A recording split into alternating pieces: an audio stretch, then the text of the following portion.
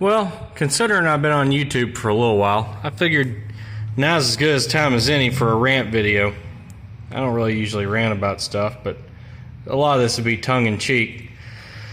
But I have had a lot of people show concern over my choice for a transmission that doesn't have overdrive or a lockup torque converter. The reason I ended up going with this transmission as opposed to that garbage 700R4 with 250,000 miles on it, so I didn't feel like having to spend about $1,000 in hard parts on top of the rebuild kit, only to have a 700R4. I've had several, and I know everybody's like, oh, you can make them shift good, and you can do this and do that, and you end up having like $2,800 in them or so. So, you know, to make them work good, I guess.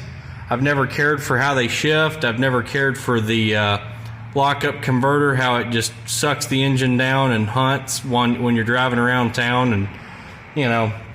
But people seem to lose their mind when you're like, yeah, I'm gonna have a 3-speed automatic, no lockup, and they're like, oh God, it's gonna turn all this RPM on the highway, and you know, a lot of it's from the LS crowd too. So you know, I got a lot of flack for having a small block Chevrolet. You know, the LS guys are like, I won't be able to drive my car, blah blah blah. Yeah, I guess driving them's pretty cool. So I guess back in like 1959, when Bob went down to the local Chevrolet dealership and bought a Biscayne with a 348 dual quad and a 4-speed, he drove it home and left it in the damn garage and walked to work every day. No, these people drove all their cars back then. I don't get where people came up with this whole, yeah, I gotta have a late model engine swap. I won't be able to drive it. I want to hit the key and go. You could hit the key and go in any of these old cars. You can drive them anywhere. Back in the early 50s, my great-grandfather drove my grandfather down Route 66 in a 52 Pontiac with a flathead straight 8 and a 2-speed automatic, no air conditioning. I mean, they literally drove to Jersey from Tennessee and then all the way out west and hit Route 66 and went all the way to California and back. And guess what? It didn't break down, and they were able to drive the car. Oh my God. I mean, just people lose their mind when it comes to some of the old stuff. They're like, oh, it's not reliable. I won't be able to drive my car.